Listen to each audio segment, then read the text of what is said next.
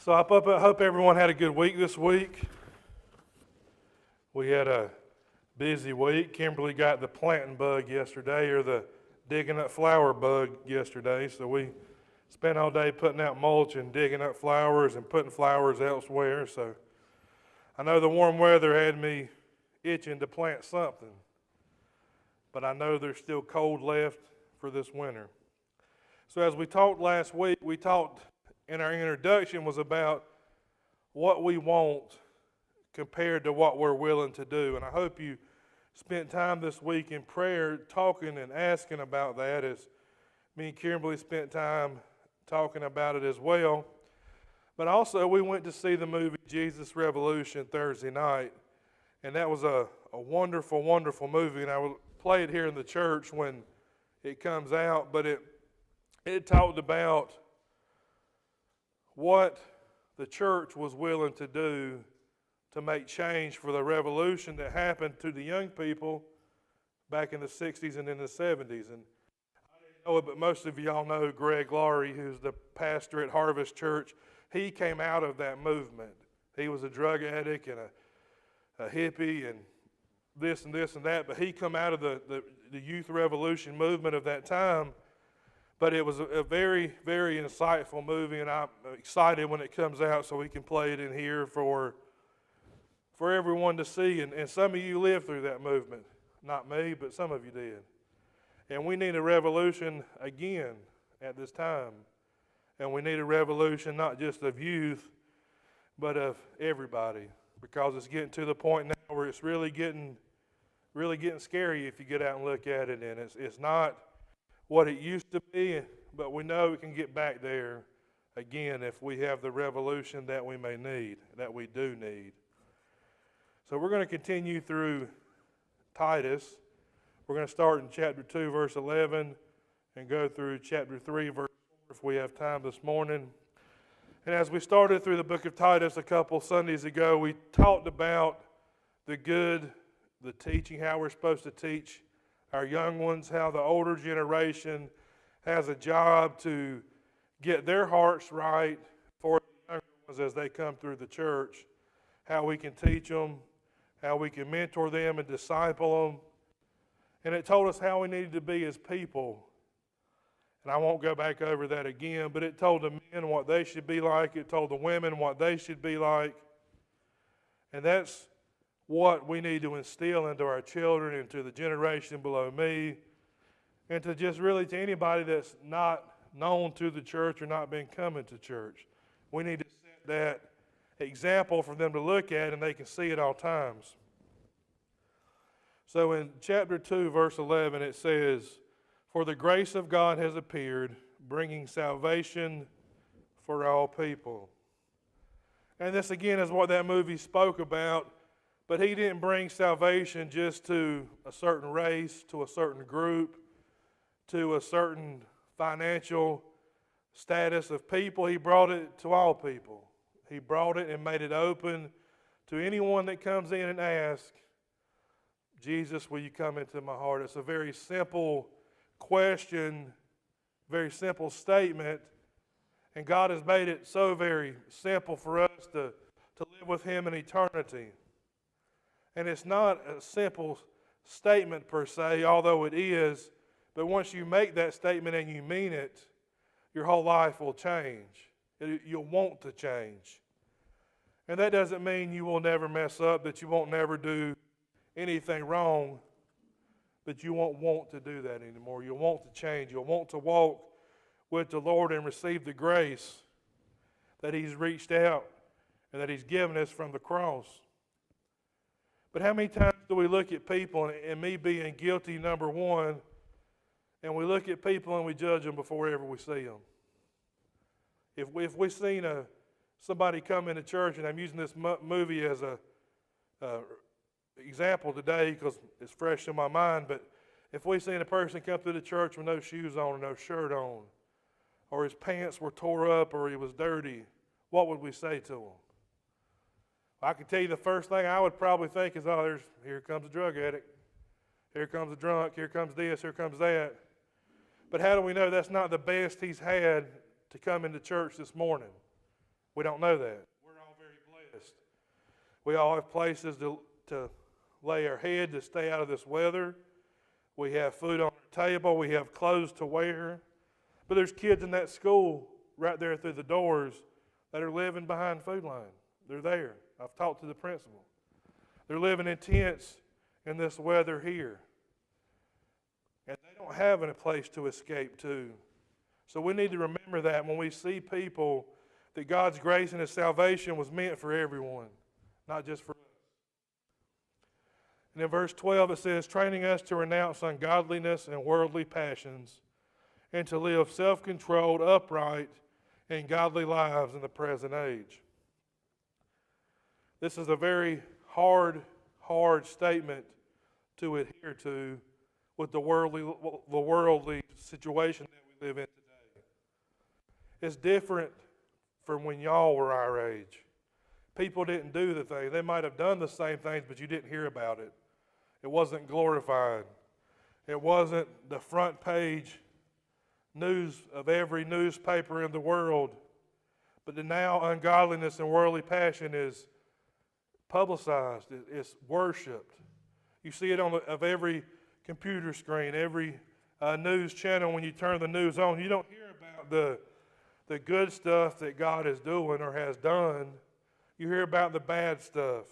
The person that's killed so many people, or the pastor that's messed up with sexual immorality, or the government that's done this or that. That's what sells money. That's how they advertise things. And it's hard to live a life full of godliness and not of worldly passions. To live a self-controlled life, that's a tough thing. Because everybody tells you, do whatever makes you happy. Maybe it's not the right thing to do, but if it makes you happy, it's right. Well, that's not right. It's not. God in the Bible gives us very strict guidelines of how our life should be lived. And doing whatever makes us happy all the time is not the right thing to do. And we know it's not. But it's what everybody tells us, what the world is at this time.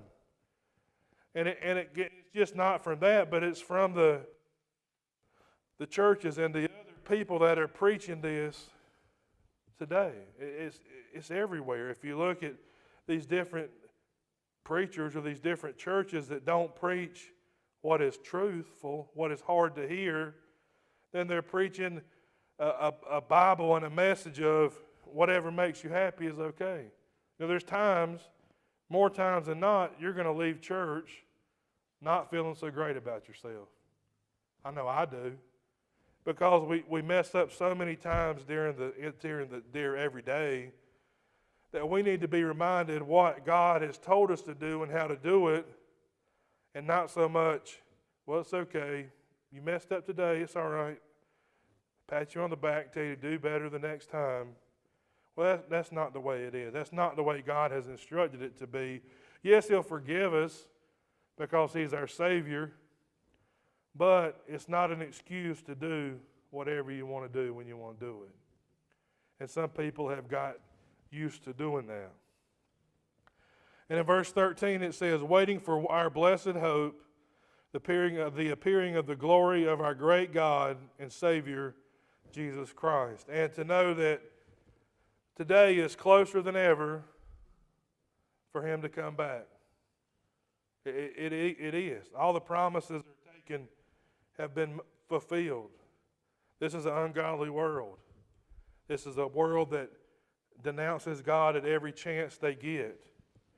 And it's any second He could come. I wouldn't be surprised if He come today or tomorrow. But we know that no man knows the time nor place, but we need to be prepared for when He comes back. I know my aunt gave me maybe it's Kimberly, a magnet a couple of years ago as a gag gift, but it said, I had a picture of Jesus on there and it said, Jesus is coming back, look busy. But if we knew the date that God was coming back, can you imagine how much more busier we would be than we are right now? We don't know that time. But we put it on the back burner because we say, oh, God's not going to come back today. He's not going to come back tomorrow. So we have time to change what we need to change, and we don't. We don't have time to change it because we don't know. And the world is not getting better, it's getting worse, and it gets worse daily. So be prepared, not only yourself and your household, but prepare those that you meet on a daily basis. Wonder how many people in this neighborhood, if God was to come back right now, how many people would be left here? And have you ever thought about it? If God was to come back right now, when he comes back, if there's Christians driving cars, the cars ain't going to drive themselves. If they're flying planes, the planes ain't going to fly themselves.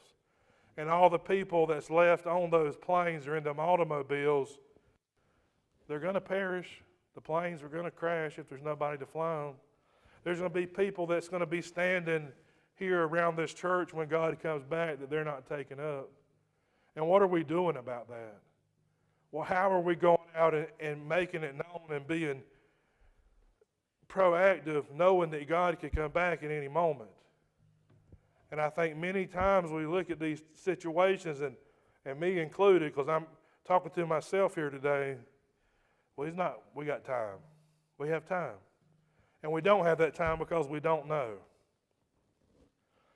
In verse 14 it says, who gave himself for us to redeem us from lawlessness and to purify for himself a people for his own possession who are zealous for good works. And we know that what the price that the Lord has paid for us. He died on the cross, a painful death. He was ridiculed. He was mocked. And we've talked many times before about being able to die in peace.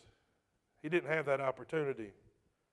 He didn't have the opportunity to die peacefully until he drew his last breath. He was being made fun of. He was being beaten. He was being talked about and mocked.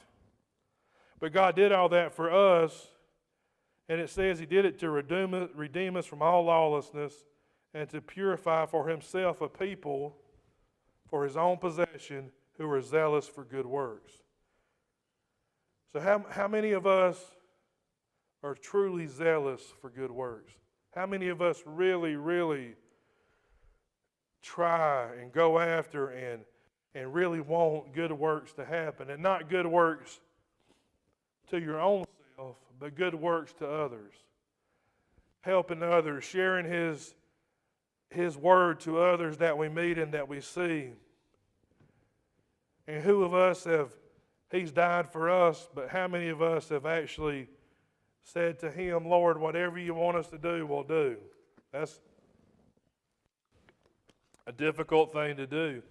It doesn't mean to give up and sell your house and move to a foreign land. It could, but it don't always mean that.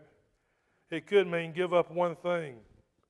Give up one thing so you can take that and help the people here in this neighborhood, or across the street, or across the boulevard out there.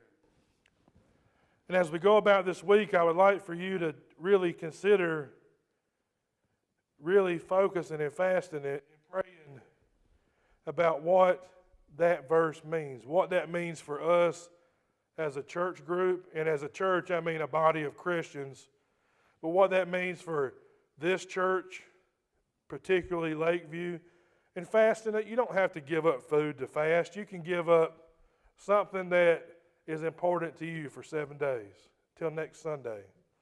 And every time you want that item, it'll remember, hey, I need to pray for this. I need to really focus my mind on this and focus my mind and pray for what I really want, but what am I really willing to give up? I need to pray for a revolution of this time, that the Christians of today will have a revolution. We need to have a revolution as Christians, not just as non-Christians coming in, but what we can change as a people and as a Christian, as a church, for those that we walk into on a daily basis. Some people can't give up food for medical reasons, so consider this week giving up something that you can live without for 7 days. And when you think of it, See, I need to pray. I need to really pray and focus on this. So in verse 15 it says, declare these things, exhort and rebuke with all authority, and let no one disregard you. So it's telling us to declare the things that God has told us. Exhort those things and rebuke things that are not right. And do it with all authority. And let no one disregard you when you do it. And that's not saying to be ugly about it. There's ways that we can go about and rebuke things that are not right. There's ways that we can exhort things that are right, that not turn people against us, because that's not what we're trying to do. We're trying to get them to turn from what they're doing that's not right. We're trying to get them to turn to Christ and away from sin. And you have to be careful when you do those things, because when you call someone down, you know what the first thing they're going to do is they're going to focus straight back on you. And they're going to say, well, you're calling me down for this. Well, I seen you last week do this and this and this. You know, that goes back to the point of we have to live a holy and righteous life. And when people aren't looking at you, please believe they are. If you don't believe that, tell a secret to a youngin'. And then when you're around the person you talked about, guess what they're going to do? Well, my mom and daddy said this. I remember in Sunday school when we were teaching the 3 and 4-year-olds, a boy come in, and the first thing he said was, my mama says bad words in the car on the way to church. And I said, I told you, you better watch what you say around the youngins, because they're going to tell on you. But when you get called down from doing something that's wrong, what do we do most of the time? We get defensive. Well, why is he telling me this? Because he's done that and he's done this. Well, that's your conscience talking to you, because you know that you're already wrong.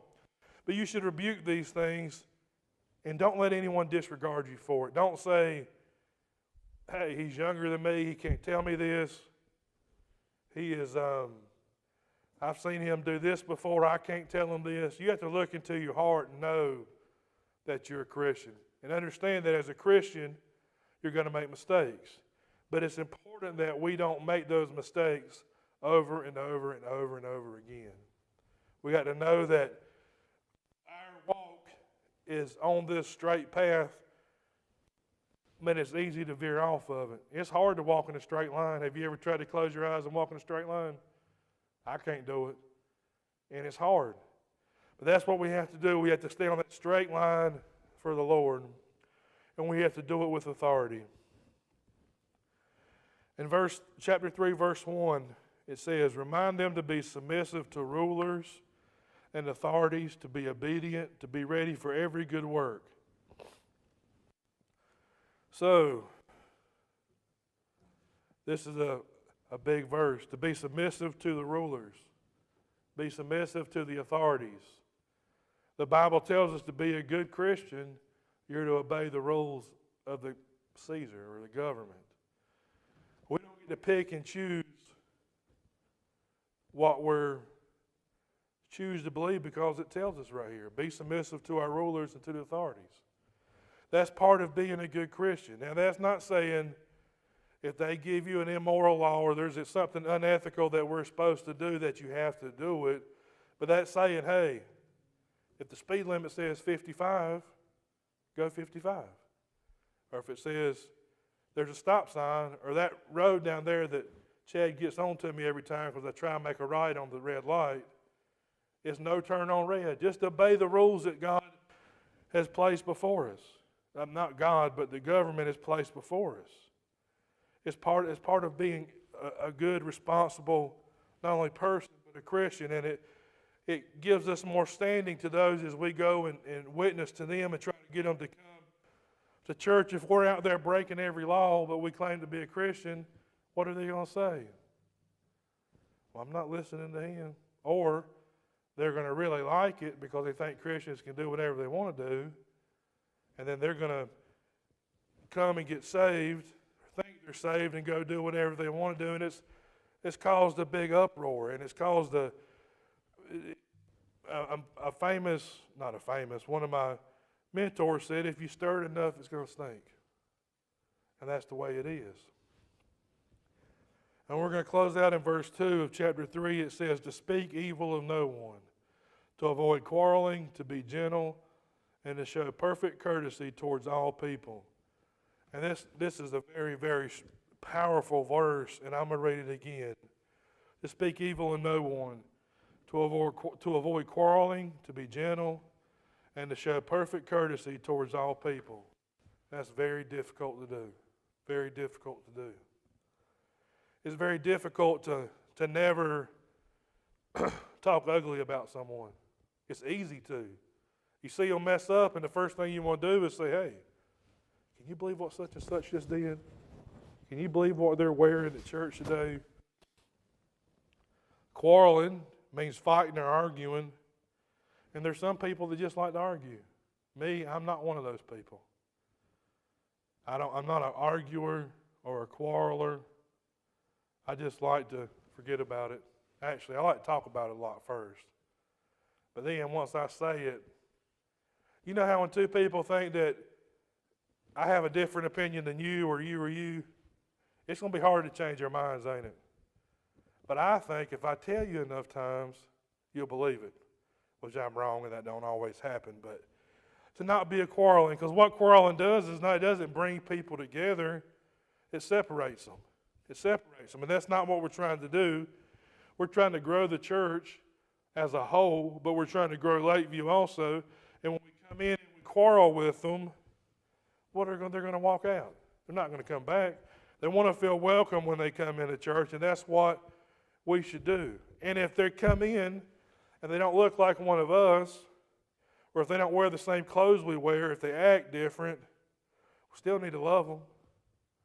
You know, if we went to where they come from, well, guess what? We would be the one that's dressed weird, or we act different, or we talk different, or we look different. But as we read in the first chapter, verse 11, God came and gave grace and salvation to all of us, not just some of us. And to show perfect courtesy towards all people. And again, a very difficult thing to do. Because if you don't know someone, you don't know their background or where they come from, there's many times we can offend them and not even know them. But we need to take and welcome them as God has welcomed and Jesus has welcomed all of us with all the mistakes that we made and we continue to make daily. And just think how many of during your daily walk of all the things you do and how you talk and how you act, if Jesus was sitting in the car seat with you, would you still say it? Or would you still wear it? Or would you still drink it or still eat it? If he was sitting there looking at you, because he is, we just can't see him. But if that's how, what if he treated us that way? What if he treated us the way that we treat some people that don't look like us? None of us would be here right now. It wouldn't be a pleasant place to live or to worship, and many of us wouldn't come back in the church if we treat people the same way, if they treat us the same way we've treated them. So as we're closing here, and Jane's going to come up and play Open My Eyes That I May See, and we sit here and just pray and reflect about what we've talked about today.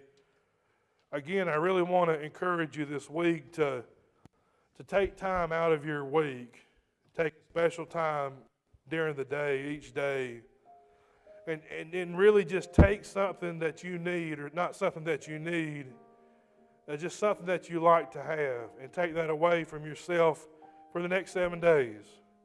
And then when you realize, hey, I need this or I want that, it'll remind you to pray for ourselves, to pray for what we want, pray that we're willing to give it so we can get it.